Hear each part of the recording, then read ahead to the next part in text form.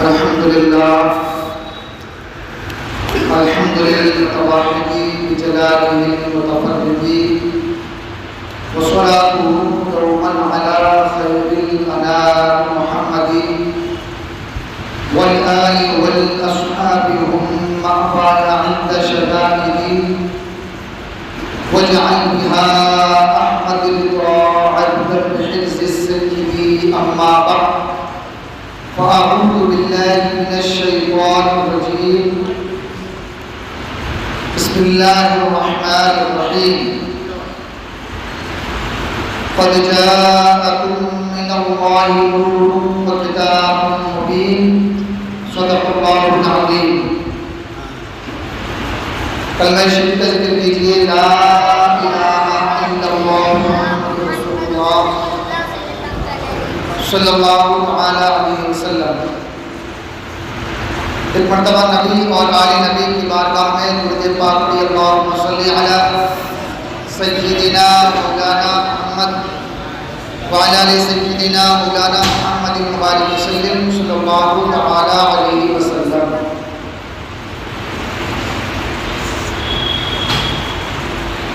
صبح طیبہ میں ہوئی بٹتا ہے باڑا نور کا، صبح طیبہ میں ہوئی بٹتا ہے باڑا نور کا، صدقہ لینے نور کا آیا ہے تارا نور، اور میں گدا تو بادشاہ بھر دے پیالہ نور کا، میں گدا تو بادشاہ بھر دے پیالہ نور کا، نور دن دونا تیرا دے ڈال صدقہ نور کا، نور دن دونا تیرا دے ڈال صدقہ نور کا، اور چاند جھک جاتا جدھر انگلی اٹھاتے مہد میں، چاند جھک جاتا جدھر انگلی اٹھاتے مہد میں، کیا ہی چلتا تھا اشاروں پر کھلونا نور کا، کیا ہی چلتا تھا اشاروں پر کھلونا نور کا۔ اعلیٰ حضرت رضی اللہ تعالیٰ عنہ نے اللہ کے رسول صلی اللہ تعالیٰ علیہ وسلم کی اگر ہم غور کریں تو آپ صلی اللہ تعالیٰ علیہ وسلم کی ہر ادا پہ کوئی نہ کوئی شعر اعلیٰ حضرت نے ضرور لکھا ہے۔ بچپن کا عالم ہے تو اس کا بھی اعلیٰ حضرت نے اس کے بارے میں کوئی شعر لکھ دیا ہے۔ اعلیٰ حضرت کا ایک شعر ہے، بھائیوں کے لیے ترک پستہ کریں، بھائیوں کے لیے ترک پستہ کریں، دودھ پیتے کی عظمت پہ لاکھوں سلام۔ میں نے کل عرض کیا تھا کہ اللہ کے رسول صلی اللہ تعالیٰ علیہ وسلم جب حضرت حلیمہ سعدیہ رضی اللہ تعالیٰ عنہا کا دودھ پیا کرتے تھے تو صرف ایک پستان سے پیتے تھے اور ایک کو اپنے دوسرے جو رضاعی بھائی تھے ان کے لیے چھوڑ دیتے تھے۔ تو اس کے لیے لکھا ہے کہ بھائیوں کے لیے ترک پستہ کریں، دودھ پیتے کی عظمت پہ لاکھوں سلام۔ ایک بار اور کلمہ شریف پڑھیے۔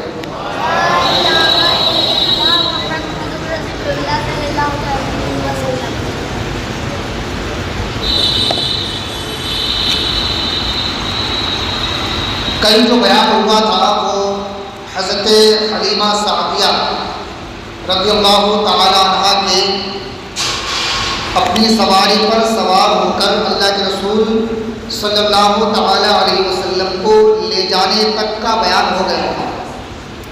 آج انشاءاللہ یہیں سے شروع کرتے ہیں۔ اس سے پہلے ایک بار اور درود پاک پڑھی، اللہم صلی علی سیدنا مولانا محمد وعلی آل سیدنا مولانا محمد مبارک وسلم، صلو علیہ صلاۃ و سلام علیہ یا رسول اللہ صلی اللہ تعالیٰ علیہ وسلم۔ حضرت حلیمہ سعدیہ رضی اللہ تعالیٰ عنہ فرماتی ہیں کہ میں اللہ کے رسول صلی اللہ تعالیٰ علیہ وسلم کو لے کر جب گھر پہنچی تو جس گھر میں قحط سالی پڑ چکی تھی، جس گھر میں کھانے اور پینے کے لیے کچھ موجود نہیں تھا، اب اللہ کے کرم سے حضور علیہ السلام کی رحمت کے صدقے میں اللہ تعالیٰ نے ہر طرح کی پریشانی کو دور فرما دیا، یہاں تک کہ جو آپ کے پاس اونٹنی تھی اس کے اندر بھی اللہ تعالیٰ نے اس کے تھنوں میں بھی دودھ پیدا فرما دیا۔ اور اس کے بعد حضرت حلیمہ سعدیہ فرماتی ہے کہ اللہ کے رسول صلی اللہ علیہ وسلم کو ہم اپنے ساتھ رکھنے لگے اور آپ صلی اللہ علیہ وسلم کی پرورش کرنے لگے، اور عالم یہ تھا کہ میری بکریاں جتنی بھی تھیں وہ تمام کی تمام بکریاں بہت زیادہ دودھ والی ہو گئی تھیں۔ تو محلے اور پڑے پڑوس کے لوگوں نے کہا، اے حلیمہ تو کس جگہ اپنی بکریوں کو چرواتی ہے یا چراتی ہے کہ جس سے تیری بکریاں اتنی زیادہ دودھ والی ہیں؟ تو حضرت حلیمہ سعدیہ رضی اللہ تعالیٰ عنہ نے جگہ کا نام بتایا کہ فلاں جگہ۔ حضرت حلیمہ فرماتی ہیں لیکن میں یہ خبر لوگوں کو نہیں بتانا چاہتی تھی کہ وجہ یہ نہیں ہے کہ میری بکریوں میں جو دودھ آیا ہے وہ کسی چراگاہ کی وجہ سے آیا ہے، بلکہ وجہ یہ ہے کہ میرے گھر میں ایک ایسا ننھا منا بچہ آ گیا ہے جس کی رحمت کے صدقے میں اللہ تعالیٰ نے میری بکریوں کے اندر دودھ پیدا فرما دیا۔ حضرت حلیمہ فرماتی ہے کہ میں یہ بات بتانا نہیں چاہتی تھی، تو میں نے چراگاہ کا نام بتا دیا۔ اب جتنے لوگ تھے آپ کے علاقے کے وہ سارے کے سارے اپنی بکریوں کو لے کر اسی جگہ پہنچایا، کیونکہ ان کے فہم و گمان میں یہ تھا کہ شاید اس جگہ کی وجہ سے اگر ہماری بھی بکریاں یہیں چریں گی تو پھر ان میں بھی دودھ زیادہ ہوگا۔ لیکن انہیں کیا معلوم تھا کہ یہاں معاملہ تو کچھ اور ہے، یہاں بات دراصل یہ ہے کہ ایک ماننے والے کا کہاں مان لیا ہے، بن دے کے ہم نے خدا مان لیا ہے، اور یہ سرکار جن کی عظمت پر ہماری جانیں قربان، یہ کوئی معمولی بچہ نہیں ہے، بلکہ یہ وہ بچہ ہے کہ چاند چھپ جاتا جدھر انگلی اٹھا کے مہد میں، کیا ہی چلتا تھا اشاروں پر کھلونا ٹوٹا۔ تو حضور صلی اللہ علیہ وسلم کے بارے میں حضرت حلیمہ فرماتی ہے کہ اللہ کے رسول صلی اللہ علیہ وسلم کے گھر میرے آنے کے بعد ہر طرح کی پریشانی، تکلیف، ہر طرح کے دکھ درد سب ختم ہو چکے تھے۔ اب جب اللہ کے رسول صلی اللہ علیہ وسلم کچھ بڑے ہوئے تو 2 سال کی مدت دودھ پلانے کی راہ کرتی تھی۔ اب جب 2 سال پورے ہو گئے تو حضرت حلیمہ سعدیہ رضی اللہ تعالیٰ عنہ فرماتی ہیں کہ اب وہ وقت آ گیا کہ ہم وعدے کے مطابق اللہ کے رسول صلی اللہ علیہ وسلم جو بچپن میں 2 سال کے ہو چکے تھے کہ اب ہم بی بی آمینہ رضی اللہ تعالیٰ عنہ تک پہنچائیں۔ لیکن حضرت حلیمہ کہتی ہیں کہ ہمارا دل اس بات کو گوارا نہیں کر رہا تھا کہ ہم اللہ کے رسول صلی اللہ علیہ وسلم کو اپنے گھر سے باہر لے جائیں، اور حضرت حلیمہ فرماتی ہیں کہ میرا دل یہ گوارا نہیں کر رہا تھا کہ میں حضور صلی اللہ علیہ وسلم کو واپس حضرت آمینہ کے پاس لے کر جاؤں۔ آپ کے شوہر بھی کہنے لگے کہ حلیمہ اس بچے کو لے کے مت جاؤ، ایسا نہ ہو کہ یہ بچہ اگر ہمارے پاس سے چلا گیا تو جو آج ہم بڑے پرسکون زندگی گزار رہے ہیں اور رحمت و انوار کی تجلیاں اور بارشیں جو ہمارے گھر میں ہو رہی ہیں، کہیں ایسا نہ ہو کہ اس بچے کے جانے کے بعد وہ انوار و تجلیات کی بارشیں ہونا بند ہو جائیں۔ اب حضرت حلیمہ فرماتی چونکہ وعدہ تو 2 سال کا تھا، تو فرماتی کہ اللہ کے رسول صلی اللہ علیہ وسلم کو لے کر میں حضور حضرت حلیمہ فرماتی کہ میں حضرت آمینہ رضی اللہ تعالیٰ عنہ کے پاس جب لے کر پہنچی تو میں نے حضرت آمینہ سے عرض کیا، اے میری پیاری بہن، ہم یہ چاہتے ہیں کہ اپنے اس بچے کو ہمارے پاس کچھ اور وقت کے لیے رہنے دو۔ حضرت آمینہ نے ارشاد فرمایا کہ وعدہ تو 2 سال کا تھا، تو عرض کرتی ہیں کہ اس لیے کہ ہم یہ چاہتے ہیں کہ ہم اس بچے کی اور پرورش کریں، کیونکہ تمہارے یہاں کی آب و ہوا اتنی صاف ستھری نہیں ہے جتنی ہمارے یہاں کی آب و ہوا ہے۔ غرض یہ کہ دونوں کے درمیان اتفاق ہو گیا، اور حضرت آمینہ رضی اللہ تعالیٰ عنہ نے پھر سے حضور صلی اللہ تعالیٰ علیہ وسلم کو حضرت حلیمہ رضی اللہ تعالیٰ عنہ کی گود میں ڈال دیا۔ اب حضرت حلیمہ حضور کو لے کر جب گھر آ گئی تو پھر وہی معاملہ کہ اللہ کے رسول صلی اللہ تعالیٰ علیہ وسلم کے صدقے میں اور آپ کی رحمت اور آپ صلی اللہ علیہ وسلم کے گھر میں موجود ہونے کے صدقے میں اللہ تعالیٰ نے حضرت حلیمہ رضی اللہ تعالیٰ عنہ کو بہت ایک انعام و اکرام سے جو دنیاوی اعتبار سے کہے جا سکتے ہیں ان تمام سے اللہ نے ان کو نوازا تھا. لیکن ایک وقت وہ بھی آیا کہ جب حضرت حلیمہ سعدیہ رضی اللہ تعالیٰ عنہ کے جو دوسرے بچے تھے وہ بکریاں چرانے کے لیے چراگاہ جایا کرتے تھے. اب اللہ کے رسول صلی اللہ تعالیٰ علیہ وسلم جب نیند سے بیدار ہوئے تو آپ نے دیکھا کہ میرے جو دوسرے بھائی ہیں وہ گھر میں موجود نہیں ہیں. تو حضور صلی اللہ تعالیٰ علیہ وسلم نے حضرت حلیمہ سے کہا کہ اماں جان یہ بتاؤ کہ میرے جو اور بھائی ہیں وہ کہاں ہیں؟ تو حضرت حلیمہ نے عرض کیا کہ وہ بکری چرانے کے لیے گئے ہیں. تو اللہ کے رسول صلی اللہ تعالیٰ علیہ وسلم نے ارشاد فرمایا، آپ فرمانے لگے کہ میں بھی جانا چاہتا ہوں بکریوں کے لیے، میں بھی بکریوں کو چرانا چاہتا ہوں. اچھا یہاں پر میں آپ کو ایک بات اور بتا دوں کہ اللہ تعالیٰ نے نبیوں کے اندر ایک یہ صفت رکھی ہے کہ انبیاء کرام نے بکریوں سے بڑی محبت کی ہے. شروع سے نبیوں نے بکریوں سے بڑی محبت کی ہے اور تقریباً نبی جو ہے وہ بکریاں ضرور چرایا کرتے تھے. تو اب بچپن میں حضور کا بکریاں چرانے کے لیے اصرار کرنا یہ بھی اس بات کی دلیل تھا کہ اللہ کے رسول صلی اللہ تعالیٰ علیہ وسلم کوئی عام بچے نہیں ہیں بلکہ یہ وہ ہیں کہ جنہیں اللہ تعالیٰ نے نبوت سے نوازا. تو حضرت حلیمہ فرماتی ہے کہ میں نے کہا کہ ٹھیک ہے کل سے تم اپنے بھائی کے ساتھ بکریاں چرانے کے لیے چلے جانا. اب اللہ کے رسول صلی اللہ تعالیٰ علیہ وسلم حضرت حلیمہ سعدیہ رضی اللہ تعالیٰ عنہ کی جو بکریاں تھیں ان کو لے کر چراگاہ جایا کرتے تھے. اب معاملہ یہ ہوا کہ ایک دن ایسا ہوا کہ آپ صلی اللہ تعالیٰ علیہ وسلم کے پاس ایک فرشتہ آیا اور وہ فرشتہ آنے کے بعد اس نے اللہ کے رسول صلی اللہ تعالیٰ علیہ وسلم کو پکڑا اور پکڑنے کے بعد آپ کو لٹا دیا اور آپ صلی اللہ تعالیٰ علیہ وسلم کے سینہ مبارک کو چیرا گیا، آپ کے شکم مبارک کو چیرا گیا اور اس کے بعد اس میں سے کچھ نکالا گیا اور اس کے بعد اس میں رکھ دیا گیا.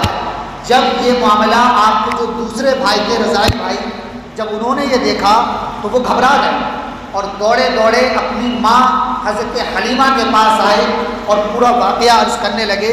حضرت حلیمہ رضی اللہ تعالیٰ عنہ نے اپنے شوہر کو فوراً بھیجا کہ جاؤ دیکھ کر آؤ کیا معاملہ ہے، کیا ماجرا ہے، یہ بچے کیا بتا رہے ہیں.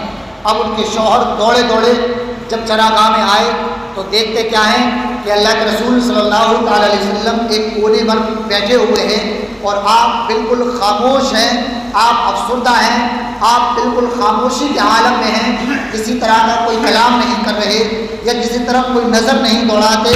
تو اب حضرت حلیمہ رضی اللہ تعالیٰ عنہ کے جو شوہر ہیں وہ حضور کی بارگاہ میں گئے، عرض کرنے لگے اے میرے بیٹے، اے میرے لخت جگر، ماجرا کیا ہے، تم کیوں پریشان ہو، تمہارے ساتھ کیا ہوا؟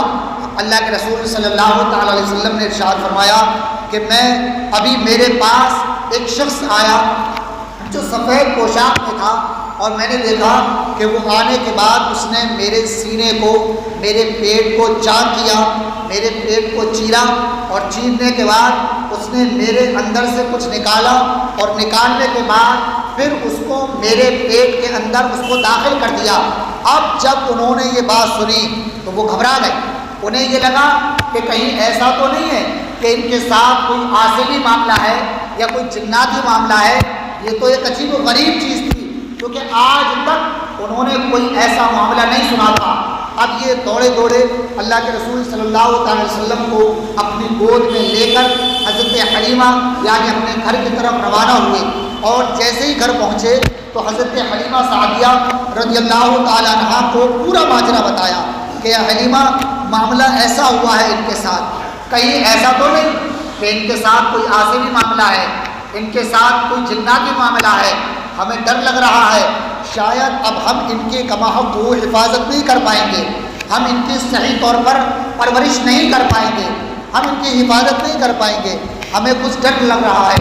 جب حضرت حلیمہ نے یہ سنا تو اب دونوں میاں بیوی کا اس بات پر اتفاق ہوا کہ اب اللہ کے رسول صلی اللہ تعالی علیہ وسلم کو لے کر حضور صلی اللہ تعالی وسلم کی والدہ یعنی حضرت آمینہ رضی اللہ تعالیٰ عنہ کے پاس جایا جائے اور ان کو حضور صلی اللہ علیہ وسلم کو سپرد کر دیا جائے. اللہ اکبر. اب ذرا غور کیجئے، یہ جو معاملہ تھا میں یہاں پر آپ کو بتا دوں ایک بات، اس کے بعد آگے چلیں گے انشاءاللہ، کہ یہ ہے شق صدر. شق صدر کا مطلب ہے آپ صلی اللہ علیہ وسلم کے سینہ مبارک کا شق ہونا، یعنی آپ کے سینہ مبارک کا چرنا۔ آپ صلی اللہ علیہ وسلم کے سینہ مبارک کو اس لیے چاک کیا گیا کہ آپ علیہ الصلوۃ والسلام کے قلب مبارک کو، یعنی آپ کے دل کو نکالا گیا، اور اس کے بعد اس کو دھونے کے بعد اس میں پھر اللہ کے رسول صلی اللہ علیہ وسلم کے جسم مبارک کے اندر اس کو داخل کر دیا گیا۔ اور اس کی وجہ یہ تھی کہ چونکہ اللہ کے رسول صلی اللہ علیہ وسلم 2 سال کی عمر سے تجاوز کر چکے تھے، تو یہ بچپن کا وقت تھا کہ جب بچہ بولنا شروع کرتا ہے، جب بچہ کلام کرنا شروع کرتا ہے، تو جب بچہ کلام کرتا ہے تو کیا ہوتا ہے؟ تو پھر یہ ہوتا ہے کہ دوسرے بچوں کی صحبت میں رہ کے اول فول بھی بکنا شروع کر دیتا ہے، گالیاں بھی بکنا شروع کر دیتا ہے، یا کچھ غلط سلط الفاظ بھی نکالنا شروع کر دیتا ہے۔ تو اللہ کے رسول صلی اللہ تعالیٰ علیہ وسلم کے قلب مبارک کو اس لیے نکالا گیا تاکہ اس قلب مبارک کو دھو کر جب دوبارہ سے اللہ کے رسول صلی اللہ تعالیٰ علیہ وسلم کے جسم مبارک کے اندر اس کو داخل کیا گیا، تو اس لیے کہ تاکہ بچپن کے زمانے میں جو بچے حرکتیں کیا کرتے ہیں یا کچھ غلط سلط الفاظ نکالا کرتے ہیں، اللہ کے رسول صلی اللہ تعالیٰ علیہ وسلم کو ان تمام چیزوں سے محفوظ کر دیا گیا۔ یہ ہے حکمت شق صدر، اس لیے کیا ہے۔ اچھا، یہاں ایک بات مجھے اور یاد آئی، حضرت حلیمہ فرماتی ہیں کہ اللہ کے رسول صلی اللہ تعالیٰ علیہ وسلم جب سب سے پہلے بولنا آپ نے شروع کیا تو آپ کی زبان مبارک پر جو کلمات تھے وہ یہ تھے: اللہ اکبر، اللہ اکبر، الحمدللہ رب العالمین، سبحان اللہ۔ یہ کلمات حضور کی زبان مبارک سے جاری ہوئے۔ اعلیٰ حضرت سیدی سرکار اعلیٰ حضرت کا مجھے یہاں ایک بہت خوبصورت شعر یاد آیا: وہ زباں جس کو سب کن کی کنجی کہیں، وہ زباں جس کو سب کن کی کنجی کہیں، اس کی نافذ حکومت پہ لاکھوں سلام۔ اور ایک جگہ فرمایا: پتلی پتلی گلے قدس کی پتیاں، پتلی پتلی گلے قدس کی پتیاں، ان لبوں کی نزاکت پہ لاکھوں سلام۔ تو اللہ کے رسول صلی اللہ تعالی وسلم کی زبان مبارک سے جو پہلے کلمات جاری ہوئے وہ کیا تھے؟ اللہ اکبر، اللہ اکبر، پھر اس کے بعد کہا الحمدللہ رب العالمین، پھر کہا سبحان اللہ۔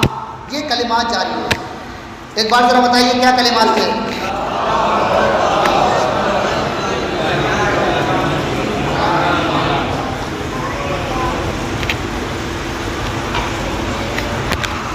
یہ کلمات مبارکہ اللہ کے رسول صلی اللہ تعالی علیہ وسلم کی زبان مبارک سے جاری ہوئی سب سے پہلے۔ اب اس کے بعد حضرت حلیمہ فرماتی ہیں کہ جب میں اللہ کے رسول صلی اللہ تعالی علیہ وسلم کو ان کی والدہ یعنی حضرت آمینہ کے پاس جب لے کر پہنچی تو حضرت آمینہ نے کہا کہ بہن کیا ہوا؟ تو بڑی خوشی اور بڑی جو ہے وہ امیدوں کے ساتھ میرے بیٹے کو دوبارہ سے لے کر گئی تھی۔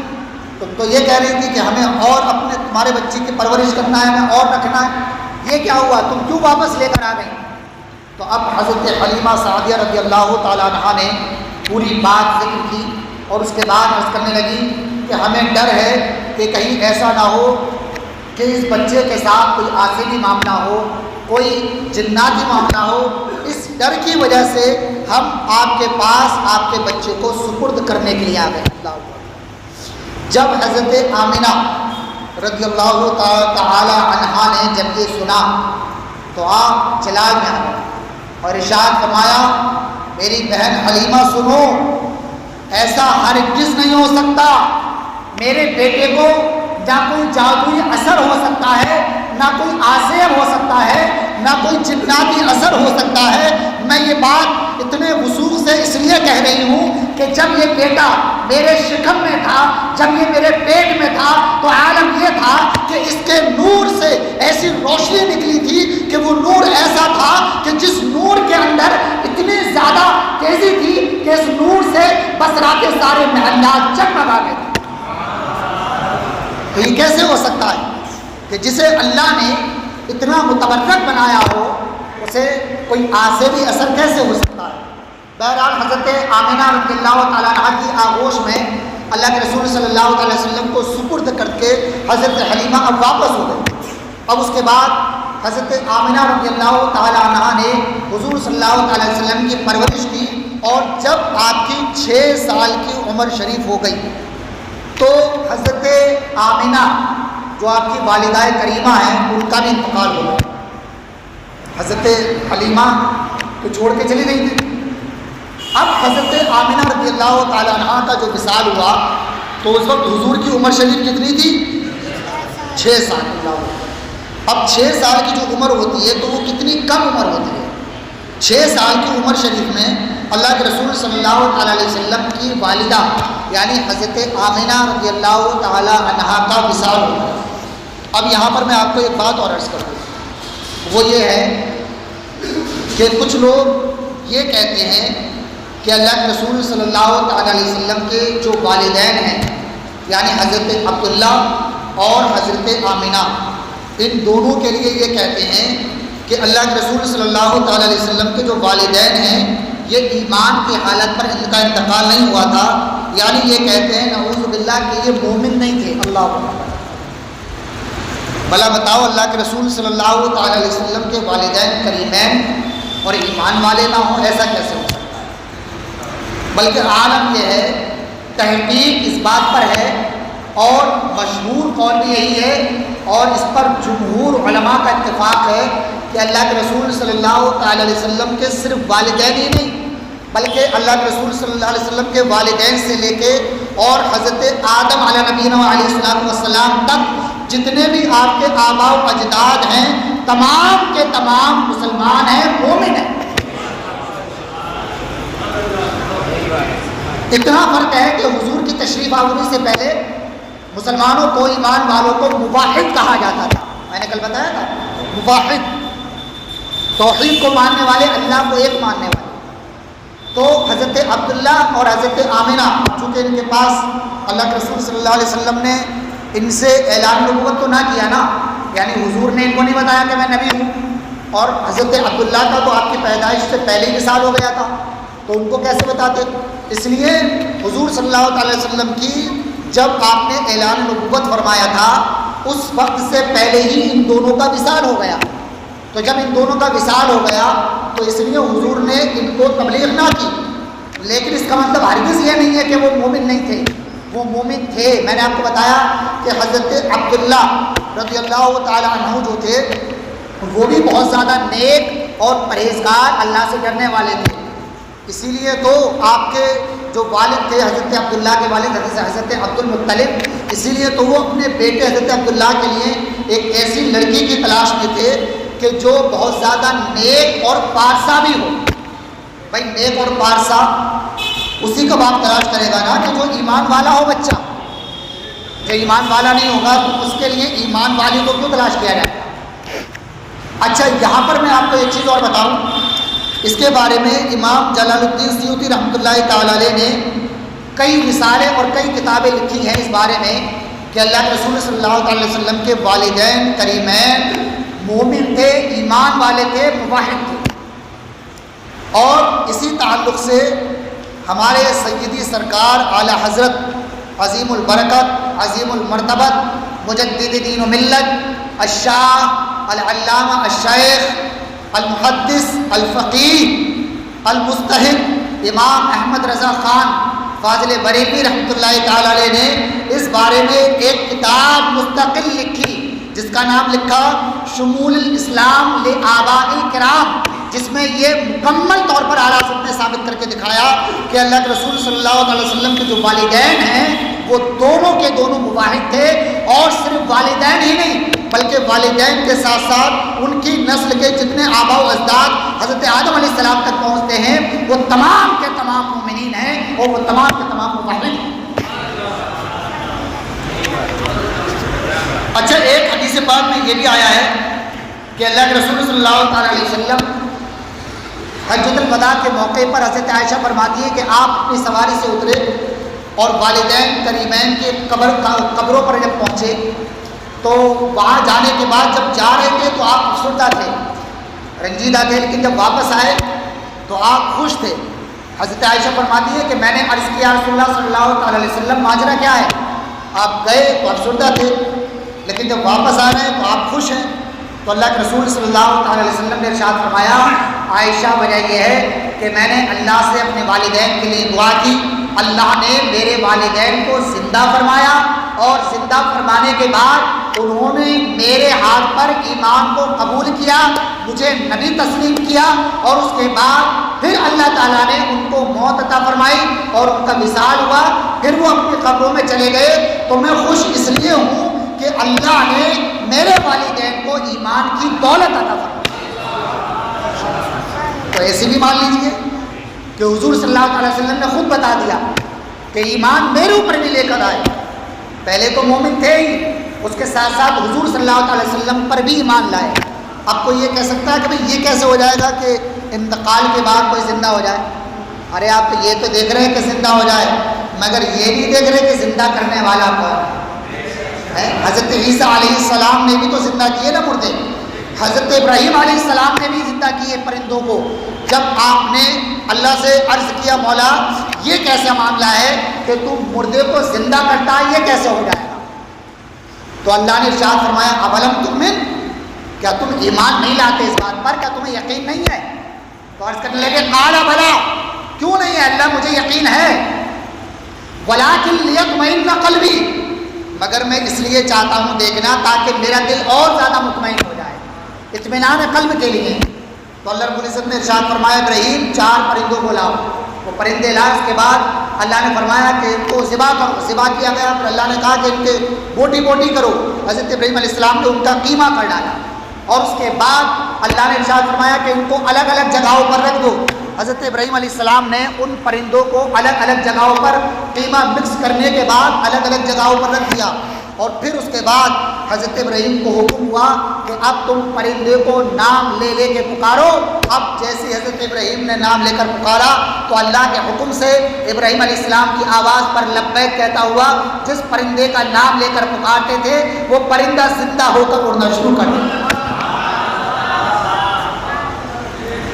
تو حضرت ابراہیم نے مردے کو زندہ کیا, حضرت عیسیٰ علیہ السلام نے مردے کو زندہ کیا. تو جب وہ نبی جب زندہ کر سکتے ہیں تو وہ نبی کہ جنہیں سب سے اولا و اعلیٰ بنا کے اللہ نے بھیجا ہے, جنہیں رحمت للعالمین بنا کے بھیجا ہے, وہ اپنے ماں باپ کو زندہ کیسے نہیں کر سکتے؟ سارے اونچوں میں اونچا سمجھیے جسے ہے, اس اونچے سے اونچا اللہ کے رسول صلی اللہ تعالیٰ علیہ وسلم. اب میں آگے چلتا ہوں کہ اب اللہ کے رسول صلی اللہ علیہ وسلم کی والدہ کریمہ کا جب انتقال ہوا تو آپ کی عمر شریف کتنی تھی؟ 6 سال. حضرت آمینہ کا وصال ہو گیا. اب اس کے بعد آپ کے دادا, حضور کے دادا کا نام کیا تھا؟ عبد المطلب. حضور کے دادا حضرت عبد المطلب, انہوں نے اللہ کے رسول صلی اللہ تعالیٰ علیہ وسلم کی پرورش کی.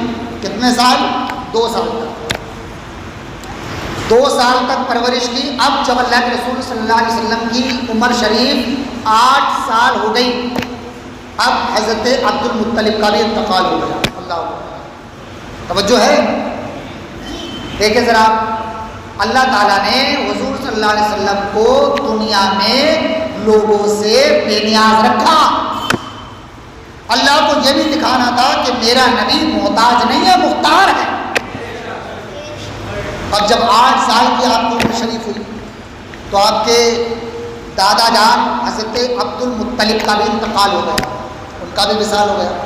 اب اس کے بعد میں آپ کے جو چچا ہیں ابو طالب, انہوں نے اللہ کے رسول صلی اللہ علیہ وسلم کی پرورش کی اور آپ حضرت حضور علیہ السلام سے ابو طالب محبت کرتے تھے, بے پناہ محبت کرتے تھے.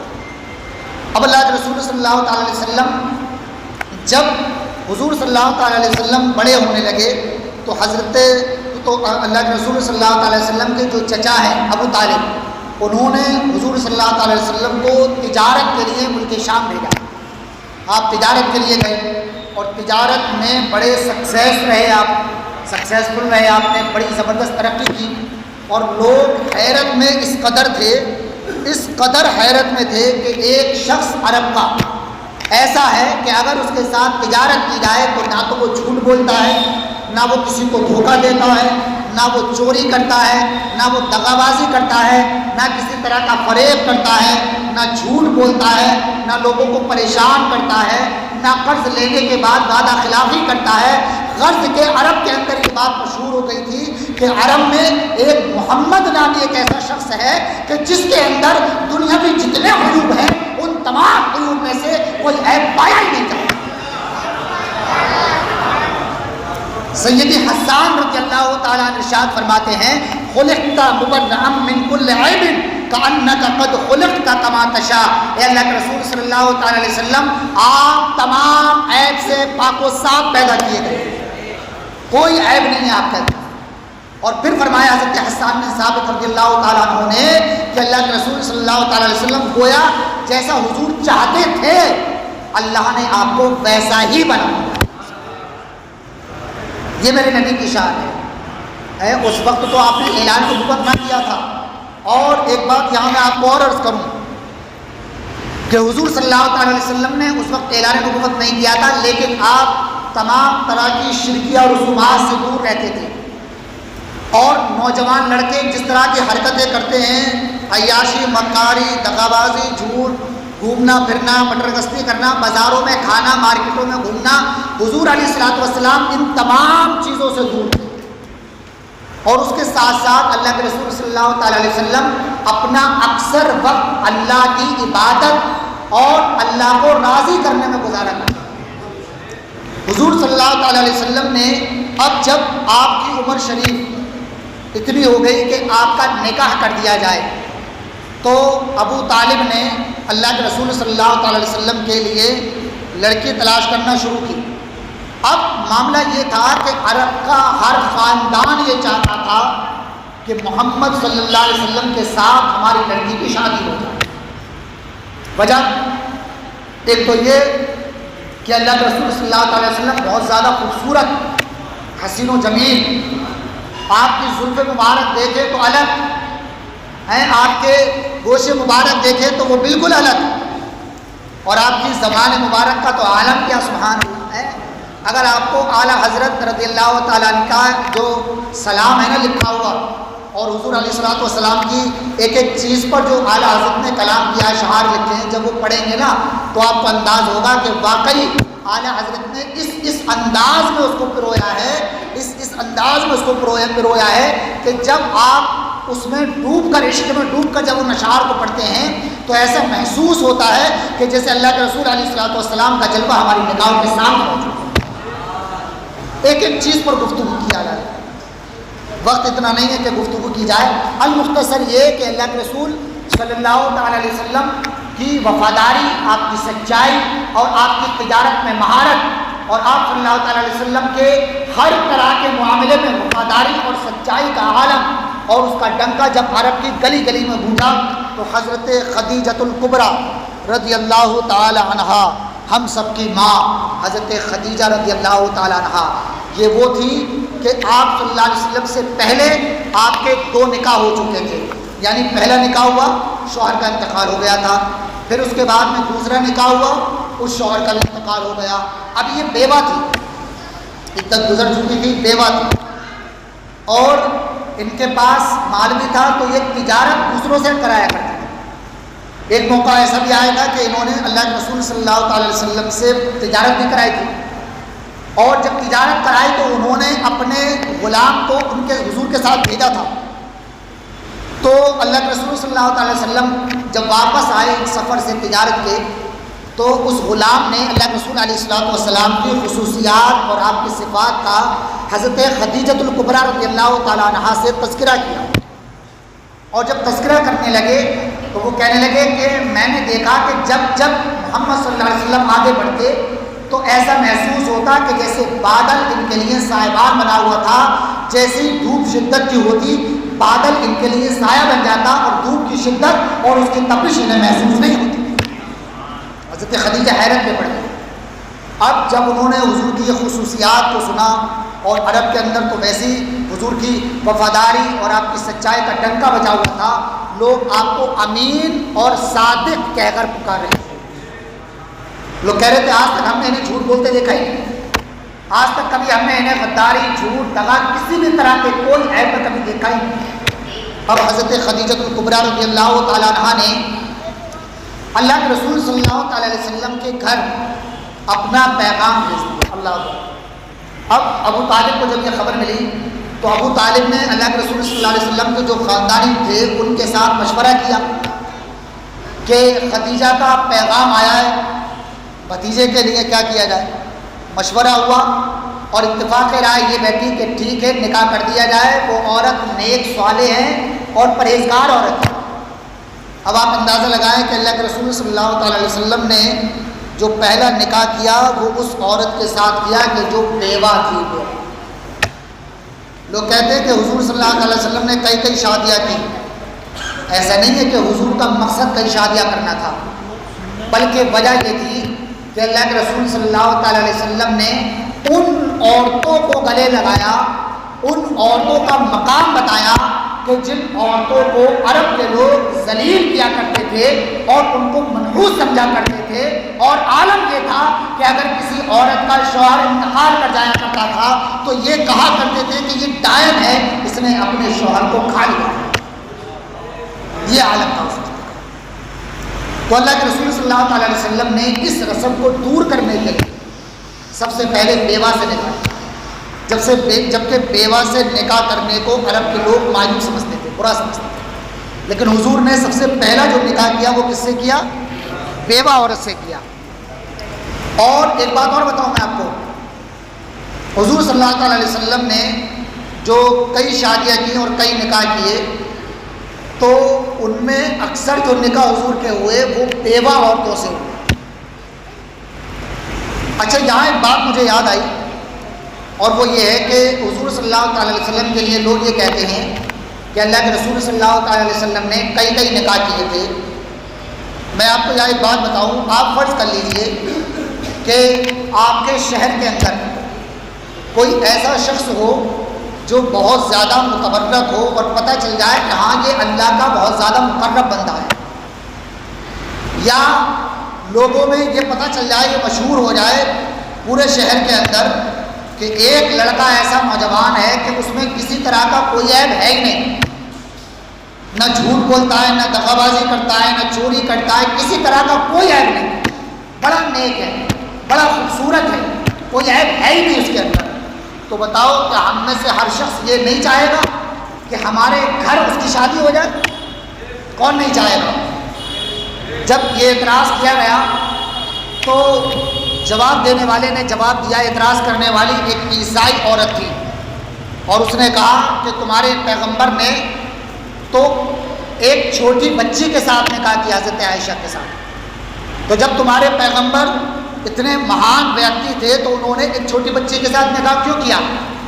تو جواب دینے والے نے جواب دیا کہ سنو محترمہ، ذرا یہ بتاؤ کہ اگر تمہاری ایک بیٹی ہو جو کم عمر کی ہو، ابھی جوان نہیں ہوئی، کم عمر کی بچی ہے، اور عالم یہ ہو کہ حضرت عیسیٰ علیہ السلام تمہارے سامنے آ جائے، کیونکہ تم بظاہر یہ کہتے ہو کہ ہم حضرت عیسیٰ کو مانتے ہیں، عیسیٰ کو ماننے والے، تو اگر حضرت عیسیٰ علیہ السلام تمہارے سامنے آ جائیں اور اس وقت بتاؤ تمہاری یہ خواہش ہوگی کہ نہیں ہوگی کہ میری بیٹی کا نکاح عیسیٰ سے ہو جائے؟ تو وہ کہنے لگی ہاں بالکل ہوگی، اس سے بڑھ کے ہمارے لیے اور بہتر بات کیا ہو سکتی ہے کہ ہمارے نبی میری بیٹی سے شادی کر لیں؟ تو انہوں نے جواب دیا سنو، حضور خود نہیں چاہتے تھے نکاح کرنا، بلکہ عرب کا ہر شخص یہ چاہتا تھا کہ میرے گھر سے نبی کی شادی ہو جائے، وجہ یہ تھی۔ اور ایک بات اور بتاؤں آپ کو میں، وہ یہ ہے کہ عرب کا اس وقت ایک ماحول تھا کہ کم عمر کی لڑکیوں سے نکاح کرنے کو بھی کوئی عیب نہیں سمجھا جاتا تھا، بلکہ یہ ایک ماحول تھا کہ کم عمر کی لڑکیوں سے بھی نکاح کیا جاتا تھا۔ تو اس وقت اگر حضور نے نکاح کیا کم عمر کی لڑکی سے تو یہ کوئی عیب کی بات نہیں ہے، کیونکہ وہاں کا ماحول ہی ایسا تھا۔ اب جیسے آج کل یہ ماحول ہے کہ لڑکی لڑکے سے چھوٹی ہونی چاہیے عمر میں، یہی تو ماحول ہے انڈیا کا، ہمارے یہاں کا، تبھی نکاح ہوتا ہے۔ لیکن فرض کر لیجئے آج سے 100 سال کے بعد، 200 سال کے بعد، 300 سال کے بعد ایک ایسا ماحول پیدا ہو جائے اور عرف بن جائے کہ لڑکا چھوٹا ہو اور لڑکی بڑی ہو، تو بتاؤ کیا اس وقت کے لوگ اگر آج کی جنریشن کو برا بھلا کہیں گے اس بات پر کہ لڑکی چھوٹی ہوتی تھی لڑکا بڑا ہوتا تھا، تو ان کا آج کے لوگوں کو برا کہنا ہے یہ صحیح ہوگا کہ غلط ہوگا؟ غلط ہوگا، کیونکہ جیسا عرف ہوتا ہے، جیسا ماحول ہوتا ہے، ویسا ہی معاملہ ہوتا ہے۔ تو حضور پر جو لوگ اعتراض کرتے ہیں، حق یہ ہے کہ انہیں اعتراض کرنے کا حق ہے ہی نہیں۔ اور ایک چیز اور بتاؤں کہ حضور صلی اللہ علیہ وسلم نے جو حضرت عائشہ سے شادی کی، اس کی ایک حکمت یہ بھی تھی کہ چونکہ حضرت عائشہ رضی اللہ تعالیٰ عنہ کم عمر کی تھی اور بیویوں کے مقابلے میں، تو حضرت عائشہ رضی اللہ تعالیٰ عنہ سے حضور صلی اللہ علیہ وسلم نے وہ باتیں شیئر کی کہ جو باتیں عورت کے مسائل سے متعلق ہیں۔ جیسے کچھ مسائل ایسے ہوتے ہیں کہ جو عورت کے ساتھ خاص ہوتے ہیں، عورت کے کچھ خاص دن ہوتے ہیں جن دنوں میں نماز نہیں پڑھ سکتی، اس طرح کے اور بھی بہت سارے مسائل ہیں کہ جو عورتوں کے ساتھ خاص ہیں، تو وہ مسائل مرد عورت کو نہیں بتا سکتا تھا۔ اس لیے حضرت عائشہ رضی اللہ تعالیٰ عنہ سے بے شمار حدیثیں مروی ہیں، اور حضرت عائشہ رضی اللہ تعالیٰ عنہ ان صحابیہ میں ہیں کہ اللہ کے رسول صلی اللہ علیہ وسلم کے جو صحابہ کرام ہیں ان کی دو کیٹیگری ہیں۔ ایک وہ صحابہ ہیں کہ جنہوں نے حضور صلی اللہ علیہ وسلم سے حدیثیں لی مگر وہ مجتہد نہیں تھے۔ مجتہد کا مطلب کیا ہے؟ مجتہد کا مطلب یہ ہے کہ حدیثیں تو لے لی حضور سے لیکن حدیث سے مسئلہ ہی نہیں نکال سکتے، یعنی حدیث تو حضور سے سنی لیکن حدیث سننے کے بعد اس حدیث سے مسئلہ نہیں نکال سکتے کہ اس حدیث سے یہ والا مسئلہ نکلتا ہے، اس حدیث سے یہ والا مسئلہ نکلتا ہے، یہ ان کے اندر استطاعت نہیں ہے۔ لیکن کچھ ایسے صحابہ ہیں کہ جن کے اندر یہ استطاعت ہے کہ وہ حدیثوں سے مسائل نکالتے ہیں اور کہتے ہیں کہ یہ حدیث ہے، اس حدیث سے یہ مسئلہ نکلتا ہے، اس سے یہ مسئلہ نکلتا ہے۔ جیسے حضرت ابو بکر صدیق ہیں، حضرت عمر ہیں، حضرت عثمان ہیں، حضرت علی ہیں، اور عورتوں میں جو سب سے بڑی فقیہہ ہیں، سب سے بڑی جو مجتہدہ ہیں، وہ جناب حضرت عائشہ صدیقہ رضی اللہ تعالیٰ عنہ کے ساتھ ہیں۔ اس لیے حضور نے ان سے شادی کی، اور حضرت عائشہ نے، آپ حدیثوں کی کتابیں جب پڑھیں گے نا تو حضرت عائشہ رضی اللہ تعالیٰ عنہ سے کتنی حدیثیں روایت کی گئی ہیں۔ حضرت عائشہ رضی اللہ تعالیٰ عنہ اگر نہ ہوتی تو عورتوں کے مسائل عورتوں کو کون پہنچاتا، کون بتاتا؟ حضور صلی اللہ تعالیٰ علیہ وسلم اس باریکی، اتنی زیادہ باریکیوں کے ساتھ حدیثیں کس کو سناتے؟ اور پھر حدیثیں چلو سن بھی لیتا لیکن حدیثوں سے مسائل نکالنا یہ ہر ایک کے بس کی بات نہیں ہے، یہ وہی نکالتا ہے کہ جسے اللہ تعالیٰ نے یہ مرتبہ عطا فرمایا ہے، اور حضرت عائشہ کو اللہ نے یہ مرتبہ عطا فرمایا۔ اس لیے حضرت عائشہ رضی اللہ تعالیٰ عنہ سے حضور کے شادی ہونے کی ایک حکمت یہ بھی تھی تاکہ عورتوں تک ان کے مسائل حضرت عائشہ کے ذریعے سے پہنچائے جا سکیں۔ اب آئیے میں آگے چلتا ہوں۔ اللہ کے رسول صلی اللہ علیہ وسلم کی شادی اور نکاح حضرت خدیجہ الکبریٰ رضی اللہ تعالیٰ عنہ کے ساتھ ہو گیا۔ اب حضرت خدیجہ کے ساتھ جو آپ کا نکاح ہوا تھا تو اس میں اللہ کے رسول صلی اللہ تعالیٰ علیہ وسلم کے ساتھ جناب ابو طالب بھی گئے تھے اور ان کے ساتھ اور بھی کچھ باراتی تھے۔ یہ چند لوگ حضور صلی اللہ تعالیٰ علیہ وسلم کے نکاح میں شامل ہوئے اور اس کے بعد پھر حضور صلی اللہ تعالیٰ علیہ وسلم کا نکاح ہو گیا، اور پھر حضور صلی اللہ تعالیٰ علیہ وسلم حضرت خدیجہ الکبریٰ رضی اللہ تعالیٰ عنہ کے ساتھ رہنے لگے۔ اب حضور جو حضرت خدیجہ کے ساتھ رہتے تھے تو اس کے ساتھ ساتھ اللہ کے رسول صلی اللہ تعالیٰ علیہ وسلم غار حرا میں جایا کرتے تھے۔ میں بہت تیزی کے ساتھ چل رہا ہوں کیونکہ وقت جو ہے بہت تیزی سے روا دوا ہے۔ اب حضور صلی اللہ تعالیٰ علیہ وسلم جو ہے وہ غار حرا میں جایا کرتے تھے۔ غار حرا میں کیوں جاتے تھے؟ عبادت کرنے کے لیے، پوشیدہ طور پر لوگوں سے چھپ کر عبادت کیا کرتے تھے۔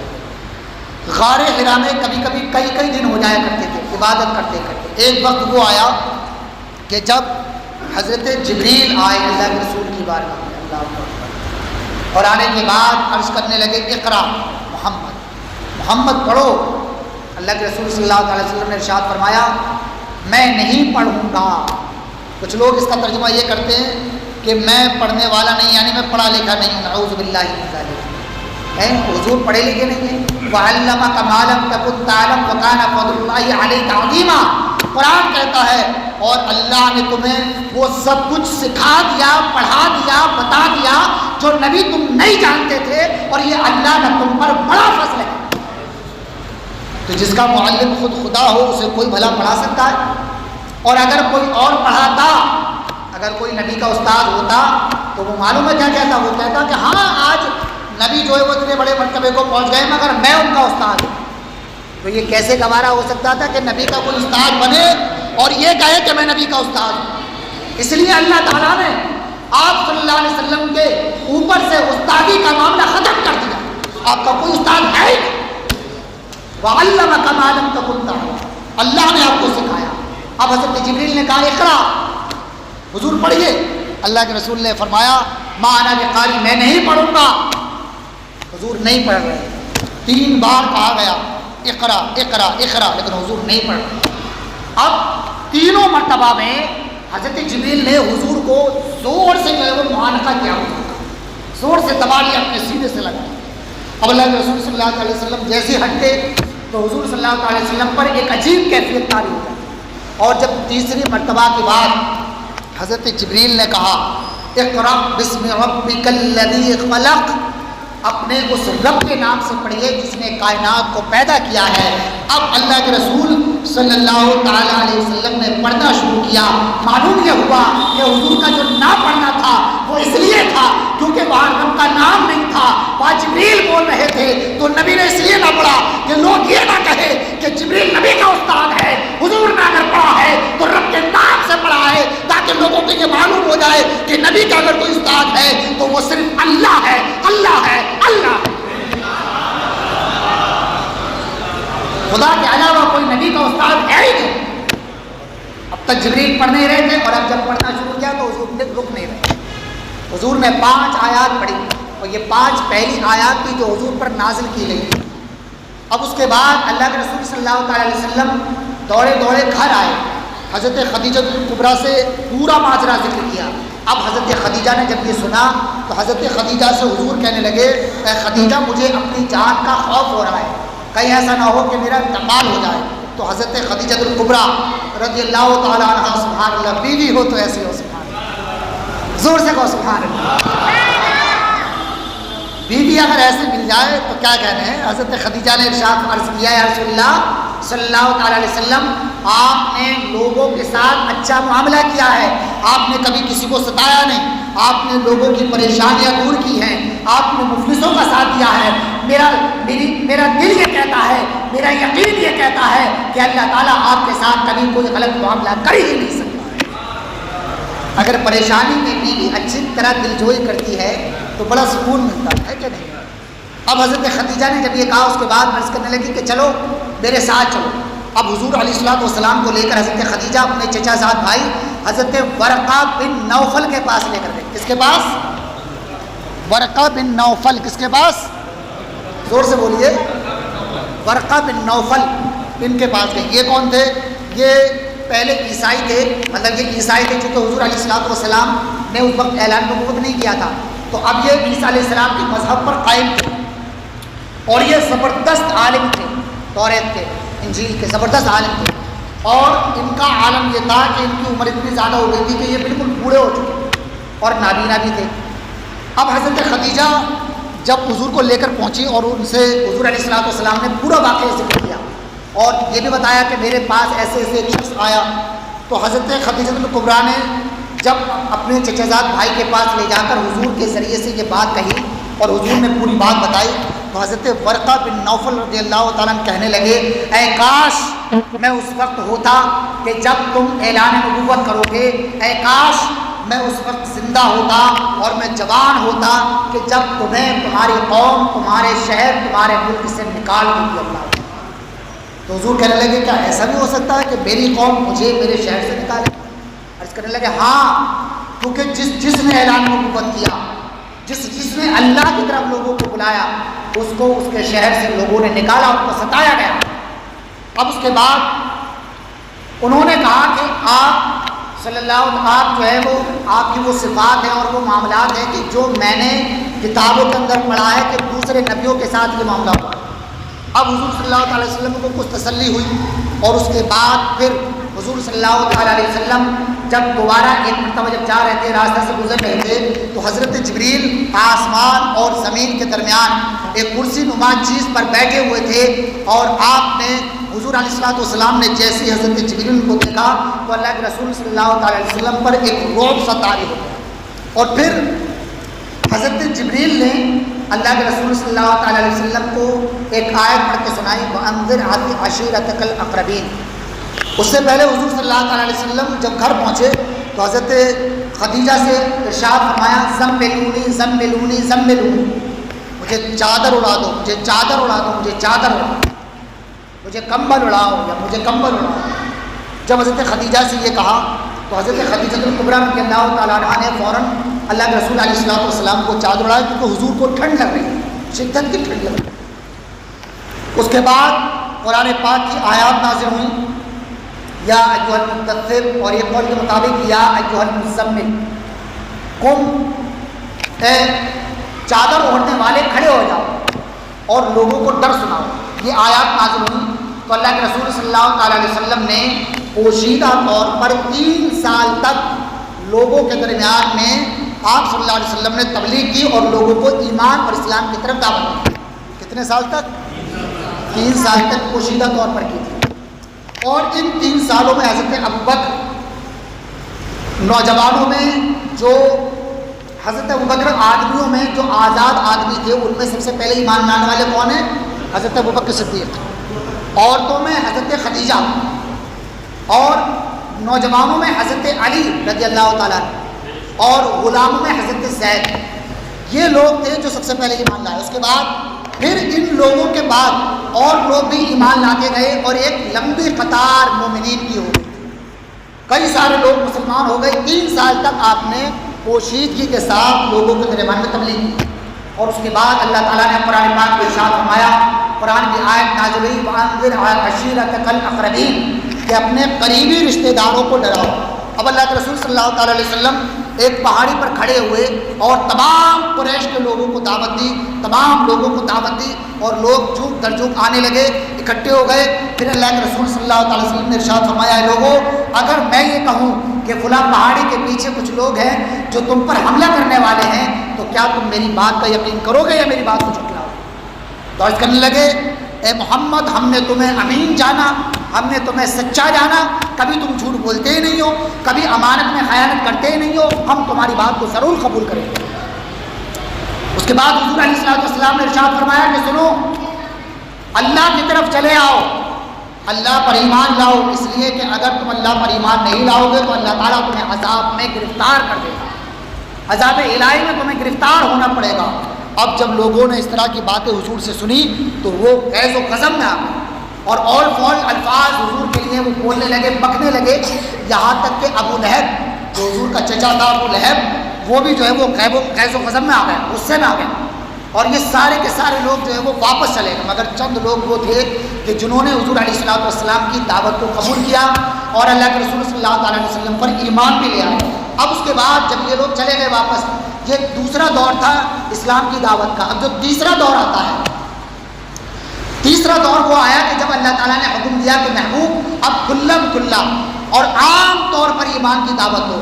اب اللہ کے رسول صلی اللہ تعالیٰ علیہ وسلم نے کھلے عام طور پر آپ علیہ السلام نے اسلام اور ایمان کی دعوت دی۔ اب آپ اگر بازاروں میں جاتے تو ایمان کی دعوت دیتے، گلیوں میں جاتے تو ایمان کی دعوت دیتے، چوراہوں پر تو ایمان کی دعوت دیتے، غرض کہ آپ صلی اللہ علیہ وسلم نے کھلے عام اور عام طور پر آپ نے اعلان نبوت فرمایا اور لوگوں کو اسلام اور ایمان کی طرف بلانے لگے، اسلام کی دعوت دینے لگے۔ اس میں بہت سارے لوگ ایمان لائے، جن میں حضرت عمر رضی اللہ تعالیٰ عنہ کی بہن بھی تھی جو ایمان لے آئی، اور اسی طرح لوگ بڑھتے گئے۔ اب ان کفار قریش نے، کفار مکہ نے، انہوں نے جب یہ دیکھا کہ بھائی یہ محمد نے تو ایمان جو شروع کیا تھا، دعوت شروع کی تھی، تو چند لوگ مسلمان ہوئے تھے، یہ کیا معاملہ ہے کہ لوگ بہت زیادہ ایمان لانا شروع ہو گئے، اتنے زیادہ لوگ ایمان لا رہے ہیں۔ اب حضور کو پریشان کرنا شروع کیا، حضور کو تکلیفیں دینا شروع کیا، طرح طرح کی تکلیفیں دیتے ہیں۔ اب حضور صلی اللہ علیہ وسلم کو تکلیف دینے کے باوجود بھی حضور علیہ السلام آپ تبلیغ سے باز نہیں آئے، تبلیغ سے رکے نہیں۔ اور پھر اس کے بعد ایک وقت وہ بھی آیا، بس آخری کڑی ہے، اس کے بعد تقریر ختم کروں گا۔ ایک وقت وہ بھی آیا کہ جب اللہ کے رسول صلی اللہ تعالیٰ علیہ وسلم، حضور صلی اللہ تعالیٰ علیہ وسلم جب دعوت و تبلیغ کرتے ہوئے آپ صلی اللہ تعالیٰ علیہ وسلم ایک ایسی جگہ پہنچے کہ جہاں کے لوگوں نے اللہ کے رسول صلی اللہ علیہ وسلم کے پیچھے نوجوان لڑکوں کو چھوڑ دیا، اور یہ نوجوان لڑکے اوباش قسم کے لوگ تھے کہ جنہوں نے اللہ کے رسول صلی اللہ علیہ وسلم کو پریشان کیا، آپ صلی اللہ علیہ وسلم کو تکلیفیں دی، اور پھر اس کے ساتھ ساتھ حضور صلی اللہ علیہ وسلم پر ان لوگوں نے پتھروں کی برسات شروع کر دیا تھا۔ اور اس کے بعد حضور صلی اللہ علیہ وسلم، اور یہ جگہ معلوم ہے کون سی تھی؟ یہ طائف جگہ تھی، طائف، جو حج اور عمرہ کرنے جاتے بہت سے لوگ وہاں کی زیارت نہیں کرتے، طائف تھی۔ اب ان لوگوں نے یہ کیا کہ اللہ کے رسول علیہ السلام پر جب پتھروں کی برسات کرنا شروع کی تو اللہ کے رسول صلی اللہ علیہ وسلم کے جسم مبارک پر پتھر لگتے، اور آپ کے قدم مبارک پر جو پتھر لگے اس سے خون کے قطرے نکلے، اور نکلنے کے بعد آپ کے جو نالین شریفین تھے، آپ کے جو جوتے مبارک تھے، وہ خون سے لت پت ہو گئے تھے۔ اللہ، اب حضرت جبریل آئے اور ان کے ساتھ ایک فرشتہ بھی آیا، جس فرشتے کو اللہ تعالیٰ نے پہاڑوں پر حکومت عطا فرمائی ہے، اور وہ کہنے لگے اے اللہ کے رسول صلی اللہ علیہ وسلم، اگر آپ حکم دیں تو ابھی اسی وقت یہ جو طائف کے درمیان دونوں پہاڑ ہیں، دونوں پہاڑوں کو ابھی ملا دیا جائے گا اور اس قوم کو نیست و نابود کر دیا جائے گا۔ اور پھر وہیں پر صحابہ اکرام نے عرض کیا رسول اللہ صلی اللہ علیہ وسلم، آپ اپنی زبان مبارک سے ان لوگوں کے لیے دعا کرتے ہیں، کیونکہ وہ جانتے تھے کہ اللہ کے رسول صلی اللہ علیہ وسلم کے لبھات مبارکہ سے جو کلمات نکل جائیں وہ ہے قول محمد، قول خدا، فرمان نہ بدلا جائے گا، بدلے کا زمانہ لاکھ مگر قرآن نہ بدلا جائے گا۔ اب اللہ کے رسول صلی اللہ علیہ وسلم نے اپنے لبھات مبارکہ کو جنبش دینا شروع کیا۔ آپ صلی اللہ علیہ وسلم نے اپنے پیارے پیارے ہونٹوں کو جب جنبش دینا شروع کیا، اور آپ نے اپنے ہاتھوں کو بارگاہ الہی میں اٹھایا، اور اس کے بعد دعا گو ہوئے اللہم اہد قومی انہم لا یعلمون، اے اللہ میری قوم کو ہدایت عطا فرما، یہ لوگ مجھے جانتے نہیں، اگر یہ مجھے جانتے تو یہ میرے ساتھ ایسا سلوک نہ کریں۔ اب حضور نے جب یہ دعا کی تو ایک عرصے کے بعد یہی لوگ جو طائف کے تھے جنہوں نے حضور کو تکلیفیں پہنچائی، جب انہیں احساس ہوا اور اللہ نے جب انہیں توفیق عطا فرمائی، اب یہ حضور کی بارگاہ میں گئے اور ہاتھ جوڑ کر دست بستہ ہوئے، عرض کرنے لگے یا رسول اللہ صلی اللہ علیہ وسلم، فدا کا ابی و امی، ہم نے آپ کو بہت تکلیفیں دی ہیں، ہم نے آپ کو بہت ستایا، ہم نے آپ کو بہت پریشان کیا، آپ نے کبھی ہمارے لیے وہ دعائیں نہ کی، یا رسول اللہ آپ نے ہمارے لیے دعائیں کی ہیں، آج ہم آپ کی بارگاہ میں آئے ہیں، ہاتھ چھوڑ کر آپ کی بارگاہ میں آئے ہیں، یا رسول اللہ اب ہماری دعا کو قبول کر لیجیے، یا رسول اللہ اب ہماری توبہ کو قبول کر لیجئے، یا رسول اللہ ہم بھی ایمان لانا چاہتے ہیں۔ اور اعلیٰ حضرت کی زبانی وہ یہ کہہ رہے تھے تمہیں جانا تمہیں مانا، نہ رکھا غیر سے کام، للہ الحمد میں دنیا سے مسلمان۔ یا رسول اللہ اب ہم جان چکے ہیں آپ کو کہ آپ کون ہیں، جان و دل ہوش و خرد سب تو مدینہ پہنچے، تم نہیں چلتے رضا سالت و سامان گئے۔ عرض کرنے لگے یا رسول اللہ اب ہم نے جان لیا ہے، مان لیا ہے کہ آپ ہی ہیں، آپ سے اعلیٰ و اعلیٰ کوئی ہو ہی نہیں سکتا ہے، سب سے اعلیٰ و اعلیٰ ہمارا نبی، سب سے بالا و بالا ہمارا نبی، کون دیتا ہے دینے کو منہ چاہیے، دینے والا ہے سچا ہمارا نبی۔ عرض کرنے لگے یا رسول اللہ اب ہماری توبہ کو قبول کر لیجئے، ہم ایمان لانا چاہتے ہیں۔ اور اس کے بعد پھر اللہ کے رسول صلی اللہ تعالیٰ علیہ وسلم کے دست مبارک پر وہ تمام لوگ جو حضور کے دشمن تھے، جو حضور کو تکلیف پہنچا رہے تھے، جو حضور کو پریشان کر رہے تھے، اللہ نے اپنے نبی کو ایسی بلندی عطا فرمائی، ایسی عظمت، شان اور رفعت عطا فرمائی کہ جو آپ کے دشمن تھے اپنے گھٹنوں کو ٹیکتے ہوئے محبوب کی بارگاہ میں عرض کرتے ہیں یا رسول اللہ تمہیں جانا تمہیں مانا، نہ رکھا غیر سے کام، للہ الحمد میں دنیا سے مسلمان۔ اور اس کے بعد پھر حضور نے انہیں کلمہ پڑھایا اور پھر وہ تمام کے تمام لوگ ایمان لے آئے۔ اسی لیے تو قرآن میں کہا گیا وَمَا أَرْسَلْنَاكَ إِلَّا رَحْمَةً لِّلْعَالَمِينَ، اے محبوب ہم نے تمہیں ساری کائنات کے لیے رحمت بنا کر بھیجا۔ وہ نبیوں میں رحمت لقب پانے والا، مراد غریبوں کی بر لانے والا، مصیبت میں غیروں کے کام آنے والا، وہ اپنے پراؤں کے غم کھا گیا۔ اللہ اس دعا ہے کہ اللہ رب العزت ہماری اس محفل کو قبول فرمائے، اور جو کچھ بیان ہوا اس میں جو غلطیاں اللہ تعالیٰ ان کو معاف فرمائے، اور اپنے